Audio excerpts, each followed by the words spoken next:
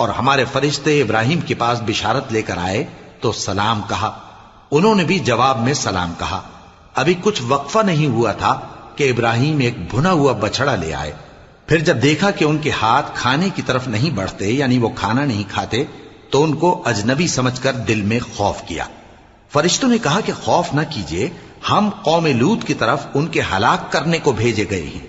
اور ابراہیم کی بیوی جو پاس کھڑی تھی ہنس پڑی، تو ہم نے اس کو اسحاق کی اور اسحاق کے بعد یعقوب کی خوشخبری دی۔ اس نے کہا، اے میرے بچہ ہوگا، میں تو بڑھیا ہوں اور یہ میرے میاں بھی بوڑھے ہیں، یہ تو بڑی عجیب بات ہے۔ انہوں نے کہا، کیا تم اللہ کی قدرت سے تعجب کرتی ہو؟